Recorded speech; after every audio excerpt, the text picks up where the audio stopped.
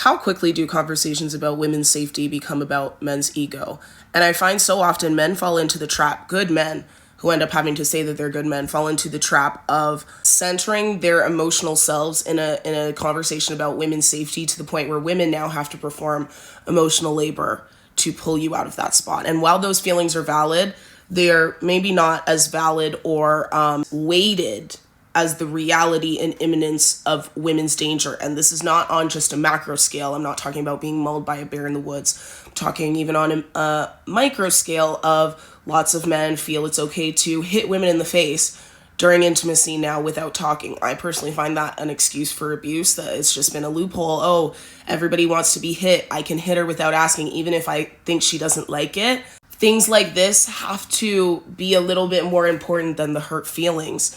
And until they are, then why are we still talking about feelings when I'm talking about violence? Our worry about violence is always being ushered to the side to talk about your feelings. At what point, like, why am I always required to do emotional labor when I'm also looking out as a vigilante of my own physical body? Because I think women have had to develop their emotional body in spite of ourselves. Like, despite everything that's going on around us, that's kind of what had forced us to get to know ourselves to the point where we can feel very integrated in mind and body in a way that sometimes men are raised to be more compartmentalized and have a harder time to do that. And then when it's something that's it's so ironic because they're said to be the more logical, gender, whatever. But whenever it comes to something about women's physical safety, all of a sudden it's about men's emotions. And it's such an easy trap for them to fall into because all you had to do was just listen and not center. Once you center yourself in a conversation that's about women's safety, I fear you have missed the point in the bigger picture. And there can be some interesting things in the smaller picture.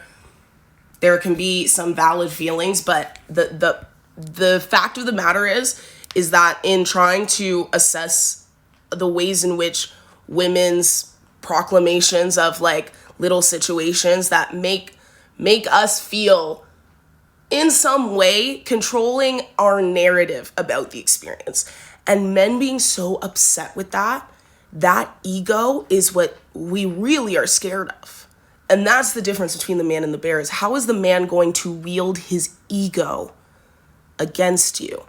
And do you want to deal with that? And it's not all men. It's not all men, but I wish more men could realize that it's really exhausting to have to argue your physical safety against men's emotions and their ego. It's a valid, completely fair and weighted balance. To even validate that in conversation is causing women to vie for their humanity.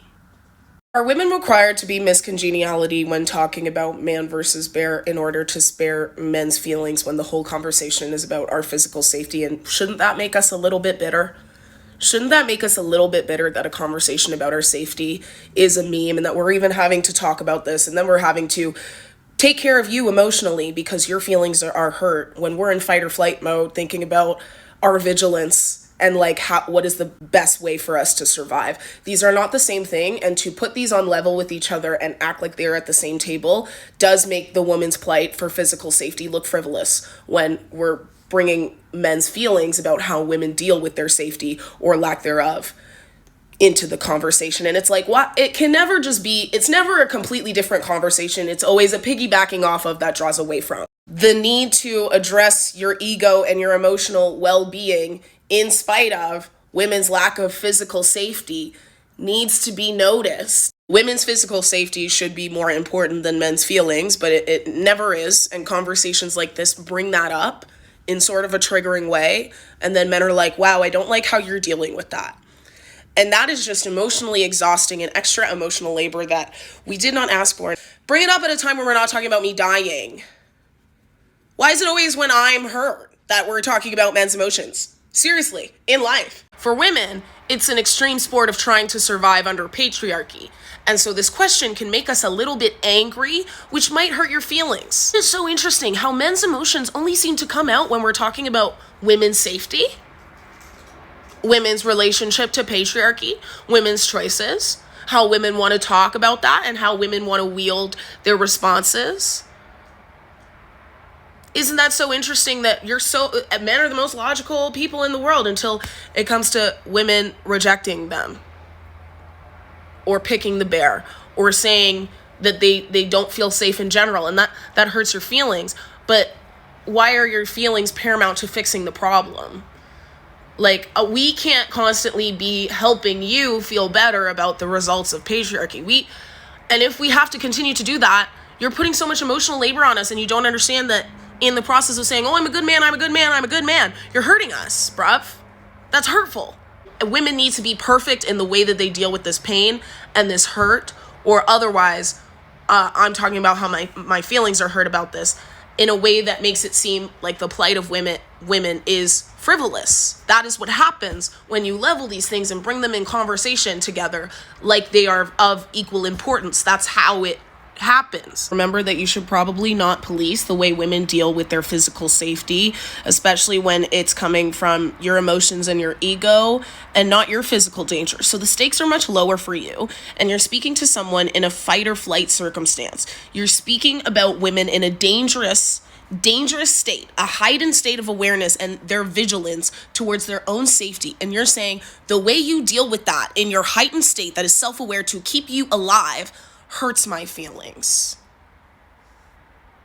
And you are also not giving women the grace to own their narrative about how they wield their vigilance and their revolt and disgust at the need for these conversations. Women should be allowed to be a little bit messy and maybe hurt a couple feelings in the name of having something to hold onto and wield in a world with such a slippery sense of fucking safety and identity and ability to stand up for our own rights and own safety. Yeah, you should let yourself get a little hurt sometimes.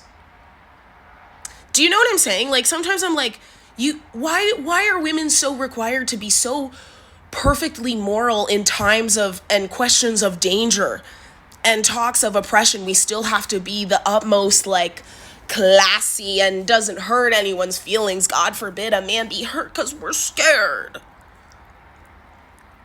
Like, the bigger picture is you need to let women own their experiences and how they talk about their danger. And if you can't do that, you really maybe aren't as thoughtful about women's safety as you think that you are. And you maybe are centering your emotions a lot more than you think that you are. And maybe people suggesting that you maybe at some point have been seen as not one of the good ones is so triggering to you and your halo effect that you think your emotions belong at this table about women living or dying. You know? The other thing is, I might not even have said bear if y'all weren't so fucking annoying about it. Like, seriously, part of it is just, you're so fucking annoying about telling women what to do and what to pick that we're just like, yeah, we're gonna pick a fucking bear because look how annoying you're being about it. Look how insufferable you're being about it. Seriously, do you ever think, yeah, if y'all weren't like this, maybe we would be like, could be a man. Maybe we would have a nice conversation. No, and every single time you have a new opportunity to choose better, the mass majority of, like, the internet men pick wrong every time. You could have made us want to pick man. The way you reacted to this conversation could have made us pick man, but no. This is why. Did you see what happened? And this is why you can't have none of us can have nice things. None of us can go for a stroll in the fucking woods because you had to do this. And it's like, you're like, it's logic. Have you ever heard of spite, bitch? Have you ever heard there's nothing stronger than a woman scorned, a woman's fury, and a woman's spite? And then you're like, this makes me feel bad. This is how you keep digging it deeper. And you will never just let women have the opinion.